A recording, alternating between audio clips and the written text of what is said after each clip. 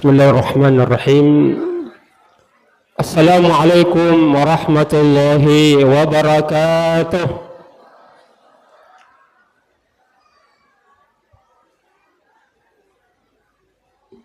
Alhamdulillahilladzi bi ni'matihi tatimmus shalihat. Wassalatu wassalamu ala asyrafil anbiya'i wal mursalin wa ala alihi wa sahabati ajma'in. Qala Allah Ta'ala fi kitabil aziz. A'udzu billahi minasy syaithanir rajim. Inna hadzal qur'ani yahdi lillati hi aqwam wa yubashshirul mu'minina alladhina ya'maluna as-shalihat anna lahum ajran kabira.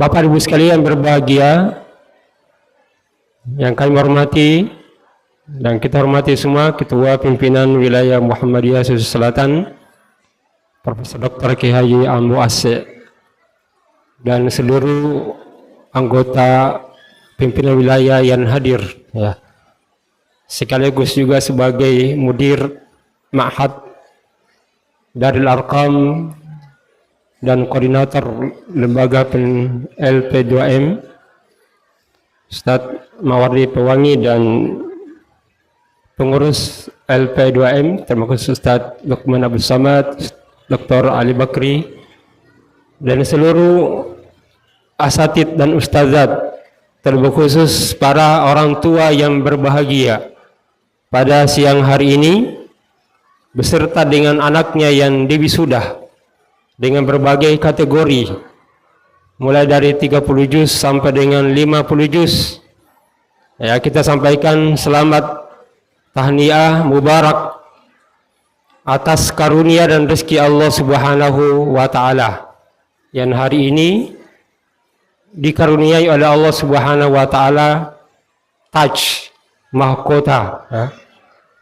Orang tua yang telah berinfak begitu banyak, baik secara materi maupun secara non materi, yang sehingga anaknya hari ini diwisuda. Infak yang terbesar terhadap keluarga itu adalah doa ikhlas yang tulus agar lahir terbentuk para hufazul Quran. Dan tentu juga materi yang disampaikan, yang diberikan juga tidak sedikit. Tapi yang paling kuat itu adalah keinginan besar anak-anak kita ini menjadi hufazul Quran. Ini Bapak Ibu sekalian tidak bisa ditukar dengan materi.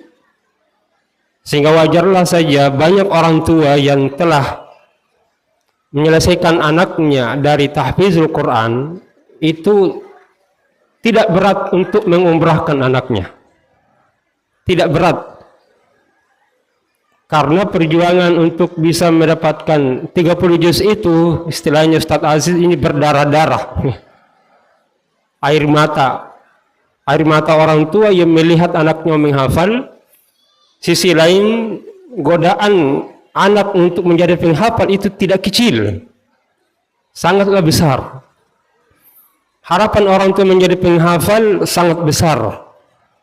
Tapi terkadang anak kita ini justru berbalik apa yang diinginkan orang tua.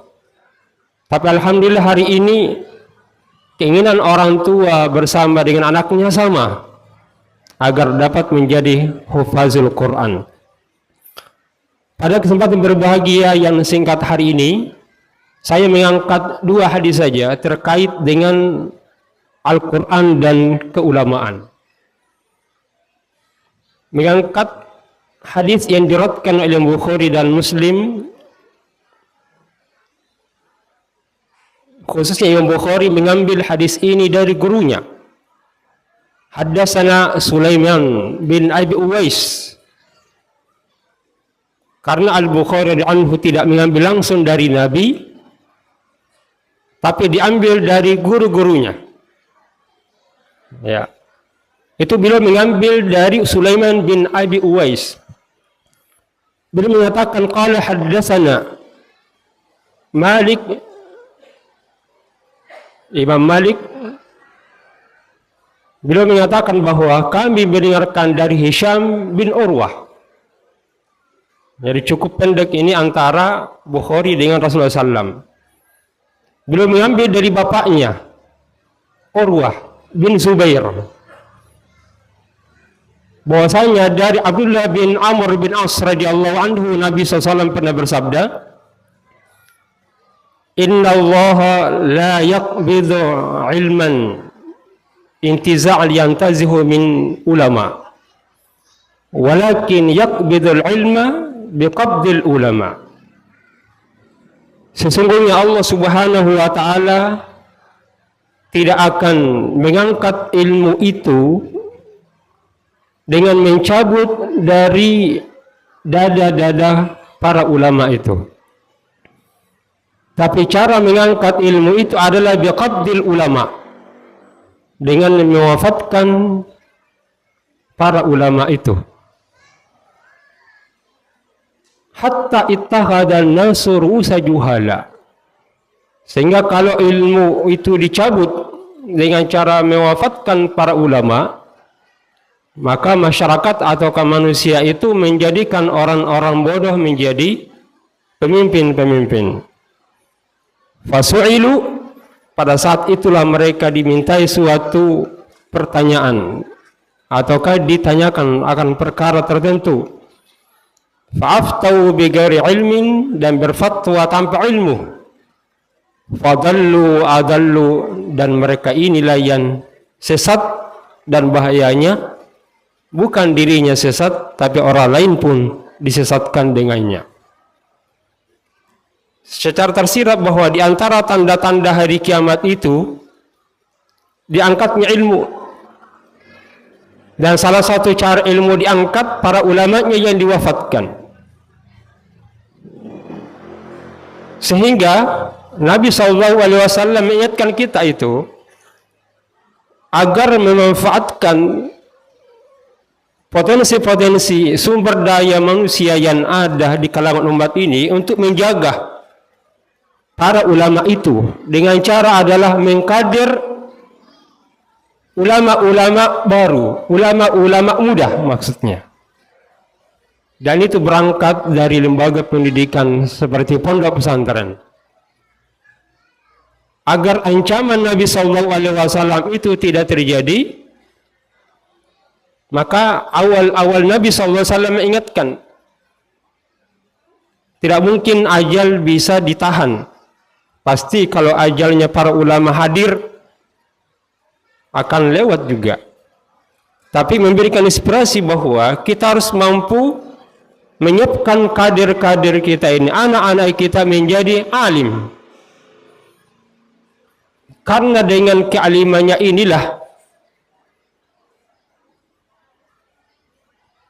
masyarakat ini, alam ini bisa terjaga. Dan salah satu bentuk kebinasaan itu adalah pemimpin-pemimpin yang memimpin tanpa ilmu. Waliyadzubillah. Maka wajar Nabi SAW menjadikan para ulama itu menjadi kelanjutan risalahnya, bahwa ulama itu adalah warasatul anbiya wal mursalin, pewaris para nabi dan rasul, yang punya peran strategis di tengah masyarakat, karena mereka inilah yang nanti banyak bersentuhan dengan masyarakat, terlebih khusus ketika mereka menjadi imam-imam masjid, menjadi imam-imam yang di tengah di masyarakat itu, mereka lah yang banyak berinteraksi dengan masyarakat, ya minimal 5 kali sehari semalam. Mereka lah yang banyak berinteraksi. Tentu kekuatan imam-imam kita di masjid ini akan menjadi penyambung risalah Rasulullah SAW kepada masyarakat. Maka wajarlah kalau kita di persyarikatan, salah satu program dasar dan utama di dalam pergerakan kita ini adalah mencetak kader-kader ulama, dan pesantren adalah tempatnya itu. Kenapa? Karena di pesantren ini kita akan diajarkan oleh orang-orang yang pertama punya kemampuan. Imam An-Nawawi menyebutkan dalam kitabnya At-Tibyan fi Hamalatul Quran bahwa kita belajar ini yata'allam mimman takammalat ahliyatuh. Para ulama itu hadir karena kenapa? Yang membina tokoh-tokoh ulama-ulama itu adalah mereka yang pakar di bidangnya. Kata Imam An-Nawawi rahimahullah ta'ala dalam kitabnya At-Tibyan fi Hamalatil Quran. Takammalat ahliyatu, dia pakar. Dia mengajarkan tafsir, punya kemampuan untuk mengajarkan tafsir. Dia mengajarkan hadis, punya kemampuan untuk mengajarkan hadis dan ilmu hadisnya. Yang punya kemampuan biologi mengajarkan sesuai dengan kemampuannya. Itu sangat penting dalam membentuk pribadi-pribadi alim. Dan yang kedua adalah zaharat diyanatuh. Para alim ulama ini terbentuk dari para guru yang tampak ibadahnya bagus di dalam beribadah kepada Allah. Salatnya, puasanya, baca Qur'annya, dan itu yang nanti diturunkan kepada anak-anaknya itu. Wa tahaqqaq ma'rifatuh, pengetahuan, washtaharat siyanatuh, akhlaknya pun terjaga. Sehingga yang mampu bertahan di pesantren itu adalah mereka-mereka ini.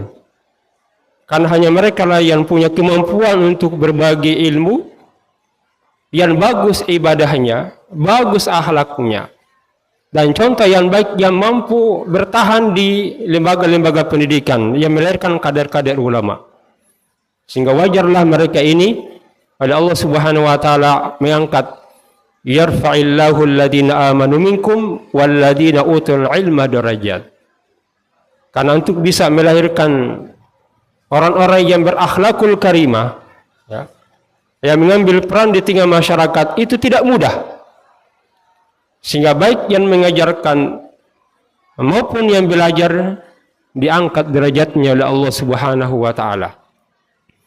Yarfa'illahu alladhina amanu minkum walladhina utul ilma darajat. Yang kedua, saya mengangkat hadis Nabi sallallahu alaihi wasallam yang diriwayatkan oleh Imam Bukhari dan juga Imam Muslim. Bahwasanya Imam Bukhari, Muhammad bin Ibrahim Al-Bukhari, Muhammad bin Ismail bin Ibrahim Ibn Mughirah Al-Bardisbah Al-Ju'fi rahimahullah ta'ala beliau mengatakan, hadatsana Hajjaj bin Minhal, beliau adalah guru Imam Bukhari, telah menceritakan kepada kami seorang murid, seorang guru yang namanya Hajjaj bin Minhal, salah satu guru dari Imam Al-Bukhari. Beliau mengatakan, ya, hadatsana Syu'bah bin Hajjaj, kami telah diceritakan dari Syu'bah bin Hajjaj, ya, pakar hadis dan ilmu hadis. Beliau menyampaikan, qala akhbarani Alqamah bin Marsad, telah mengkabarkan kepada saya Alqamah bin Marsad. Ini kalau nanti anak kita yang bisa mengulangi dapat hadiah umrah kalau mampu orang tuanya. Ya. Alqamah bin Marsad beliau mengatakan, saya mendengarkan sami'tu Sa'ad bin Ubaidah, pernah mendengarkan dari Sa'ad ibnu Ubaidah. Ini adalah murid dari Abu Abdurrahman As-Sulami. Saya mendengarkan dari Abu Abdurrahman As-Sulami, adalah murid Nabi SAW yang memiliki cara khas di dalam belajar Al-Quran. Cara belajar Al-Quran Abdurrahman bin As-Sulami dan para sahabatnya itu, beliau mengatakan, kami kalau belajar Al-Quran itu sangat ampuh dalam melahirkan saksiyah Qur'aniyah. Karena kenapa? Kami tidak lebih daripada 5 sampai dengan 10 ayat. Abu Abdurrahman As-Sulami, kami mendengarkan dan menghafal dan memahami Al-Quran itu tidak banyak-banyak. 5, 10, baru pindah lagi. 5, 10, baru pindah lagi. Itulah yang diikuti oleh Kyai Jamal Dahlan ketika mengajarkan suratul Ma'un. Tidak banyak ayat yang dihafalkan, tapi melahirkan alim dan ulama yang sangat dahsyat. Bahkan dari situ juga berbagai amal usaha pun ditumbuhkan. Para sahabat kita intelektualnya tidak banyak yang dihafalkan hadis dari Nabi SAW, tapi dikenal menjadi khairul quruni qarni, sebaik-baik umatku. Beliau yang sampaikan hadis Nabi SAW itu, bahwa saya mendengarkan dari Utsman bin Affan radhiyallahu anhu bahwa Nabi SAW pernah bersabda, khairukum man ta'allamal Qur'ana wa 'allamah. Sebaik-baik kalian itu adalah orang yang mengajarkan Al-Quran, orang yang belajar Al-Quran dan mengajarkan Al-Quran itu. Dalam redaksi yang lain, inna afdalakum man ta'allama Al-Qur'ana wa 'allamah. Orang-orang yang utama di antara kalian itu adalah mereka yang belajar Al-Quran dan mengajarkannya. Kalau kita terjemahkan dan kontekstualkan hadis ini, bahwa ukuran terbaiknya seseorang itu diukur apa? Kedekatannya dengan Al-Quran. Apakah ia itu seorang guru? Apakah dia adalah seorang tukang kayu? Ataukah dia seorang tukang batu, sopir, pedagang, dokter? Apapun posisi dia, ketika ia dekat dengan Al-Quran, itulah yang terbaik. Khairukum man ta'allama Al-Qur'ana wa 'allamah. Nabi SAW tidak mengikat al-khairiyah itu pada profesi tertentu, dilepaskan. Untuk apa? Bahwa siapapun di antara kita ini, apapun profesinya, untuk menjadi yang terbaik itu sangat besar sekali peluangnya. Sangat-sangat besar sekali peluangnya. Karena pengaruh bacaan Al-Quran itu sangat besar. Contoh kasus kalau Umar bin Khattab radhiyallahu anhu, setiap keluar dari rumahnya, itu kisahnya dia meletakkan Al-Quran di atas pintu. Ya, sama lah mungkin masyarakat sebagian kita di pintu itu ditulis, tapi yang ditulis ayat kursi. Tapi Umar bin Khattab itu menyimpan bukan ayat kursi, tapi Quran yang ada di atas, itu disimpan di atas pintu. Lalu ditanya, engkau menyimpan Quran di atas pintu, itu apa itu ya Umar bin Khattab? Beliau mengatakan, ketika saya keluar dari rumah, saya buka dulu Al-Quran. Kira-kira kalau saya keluar ini, petunjuk apa dari Al-Quran kata ketika saya keluar? Mengajar, tentu buka Quran, sehingga mengajar sesuai dengan tuntunan Allah Subhanahu wa Ta'ala. Kita begadang, pedagang, menjual apa-apapun itu di pasar, jadi pedagang.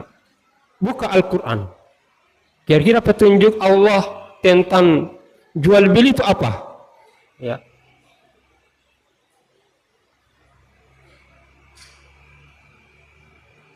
Kisah yang lain, Nabi SAW, Umar bin Khattab radhiyallahu anhu, ini kisah kita Umar saja, itu pernah mendengarkan adiknya Hafsah membaca satu ayat saja.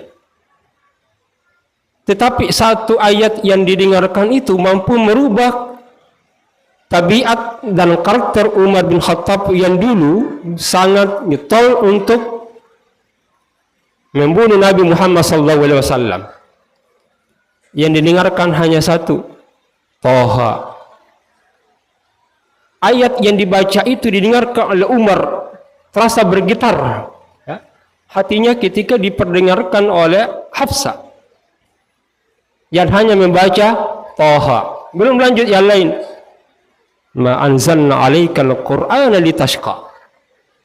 Masih dalam ayat yang pertama hanya mengatakan Toha, tapi mampu menggetarkan jiwa Umar bin Khattab radhiyallahu anhu. Kenapa? Karena kalimat-kalimat Quran ini adalah mukjizat yang kalau diperdengarkan itu akan menggetarkan jiwa. Dan itulah Umar. Apa pengaruhnya dalam kehidupan yang menjadi asbab Umar bin Khattab masuk Islam? Dengan hanya mendengarkan Toha itu, sehingga berubah drastis tabiat jahiliyahnya menjadi tabiat Islam. Dengan hanya mendengarkan Toha. Salah satu kepribadian Umar bin Khattab adalah suka meronda. Dia jalan kemana-mana. Di antara kisah yang sangat masyhur, Umar itu kalau pada malam hari itu sering singgah di pinggir rumah kaum muslimin. Nah, karena dalam perjalanan ziarah-ziarah keliling, capek berhenti. Tiba-tiba terdengarkan dari dalam rumah perbincangan ya, orang tua dengan orang tua yang ada di dalam rumah itu. Nah, sebentar. Diperdengarkan kalimat-kalimat dari dalam rumah sambil menggoreng ya akan ketidakadilan pemerintahan Umar bin Khattab radhiyallahu anhu. Sambil memasak, menggoreng, tapi curhat juga. Ini gara-gara Umar kepemimpinannya tidak memberikan keadilan, kita hidup tak seperti ini. Mendengarkan kalimat ini, respon Umar bin Khattab radhiyallahu anhu adalah datang ke Baitul Mal dan mengangkat sendiri makanan sembako itu dan membawakan. Bahkan dia sendiri yang memasak bersama dengan warga itu. Tidak memperkenalkan dirinya sebagai khalifah. Ikut di dalam rumah, masuk rumah dan memasak bersama dengan tuan rumah. Sambil masak masih curhat, masih gosip juga ternyata orang ini. Ini gara-gara Umar. Padahal dia tidak tahu ini adalah Umar radhiyallahu anhu. Kisah yang lain kita dapati Umar bin Khattab radhiyallahu anhu. Di tengah perjalanan dalam rumah, dalam rondahnya pada malam hari itu, ternyata ditemukan hal yang berbeda lagi di tengah masyarakat. Yang ditemukan adalah antara anak dan ibu sebagai penjual susu. Ya.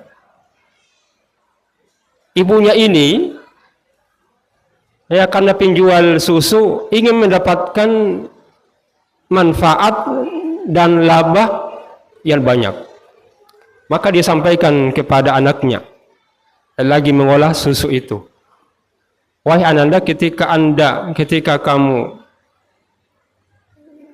masukkan susu itu ke botol ini, maka campurkan dengan air supaya jumlahnya banyak. Apa kata sang anak ini?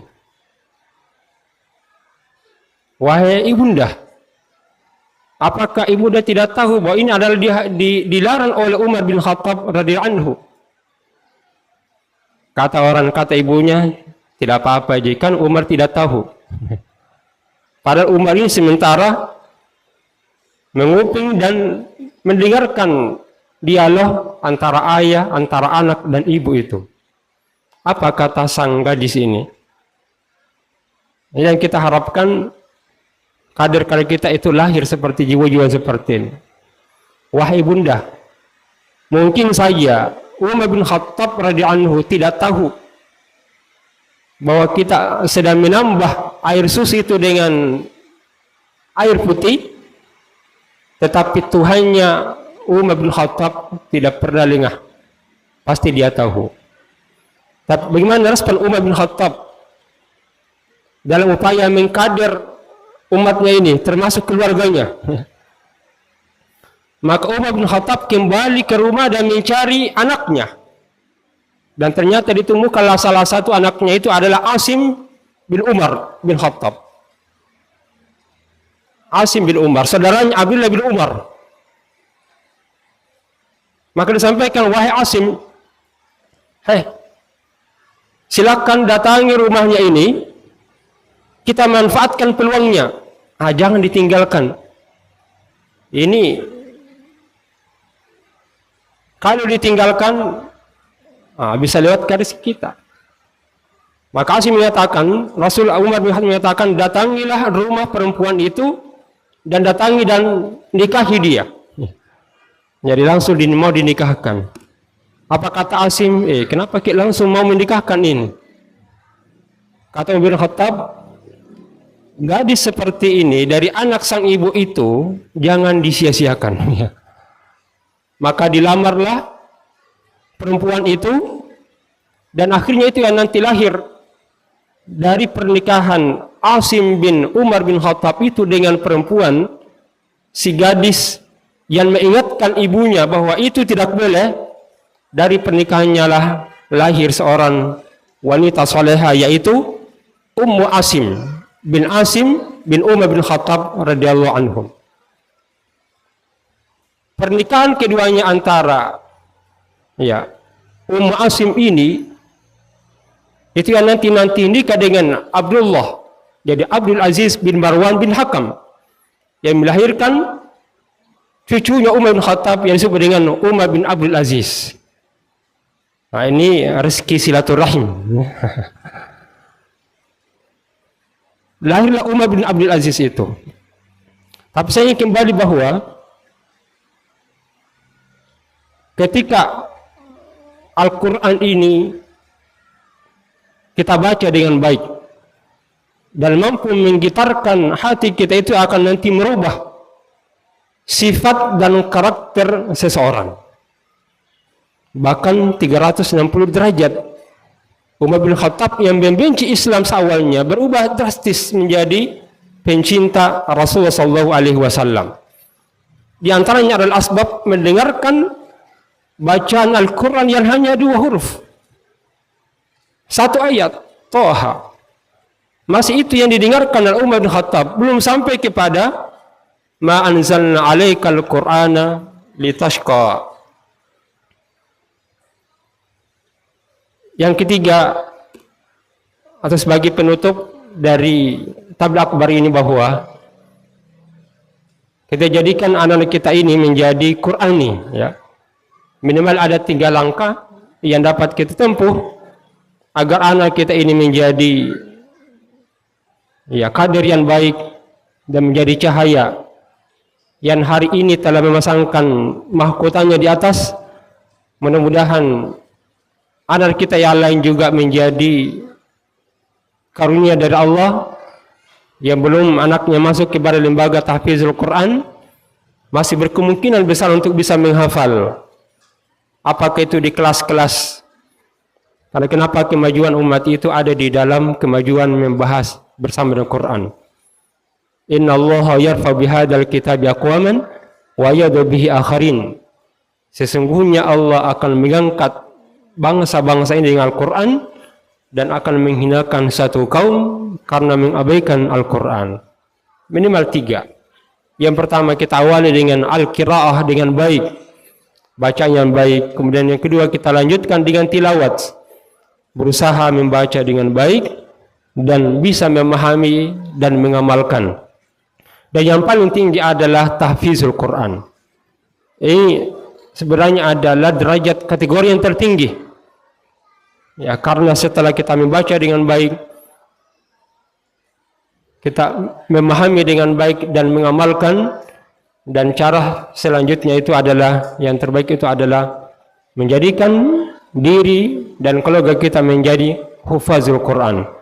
Karena mereka disebut oleh Allah Subhanahu wa taala hum ahlullahi wa khassatuh. Orang-orang terkhususnya Allah Subhanahu wa taala yang tidak semua orang bisa masuk di dalamnya. Yang oleh para ulama mengatakan ketika sudah masuk menjadi hufazul Quran, maka dia akan masuk ke dalam dunia lain yang berbeda dengan dunia orang yang lainnya. Karena mereka senantiasa dinaungi dengan keberkahan-keberkahan Al-Quran dan petunjuk-petunjuk Al-Qurani yang oleh Allah Subhanahu wa taala nyatakan kitab yang berberkah. Kitabun anzalna ilaika mubarak liyadabbaru ayatihi wa liyatadzakkar ulul albab. Itulah Al-Qur'an yang dijadikan sebagai kitab yang berberkah sehingga siapapun yang berinteraksi dengan Al-Qur'an, apapun ia, apakah dia sebagai penghafal ataukah sebagai pentadarus ataukah menyiapkan fasilitas tapi terkait dengan Al-Qur'an, dipastikan ada keberkahan-keberkahan yang ia akan peroleh, di mana keberkahan itu dia akan nikmati di dunia maupun nanti di akhirat insyaallah. Mudah-mudahan apa yang kami sampaikan ini bermanfaat bagi kita semuanya dalam upaya untuk mempersiapkan diri, keluarga dan masyarakat kita, terkhusus di persyarikatan. Mereka-mereka ini akan melanjutkan perjuangan dakwah kita.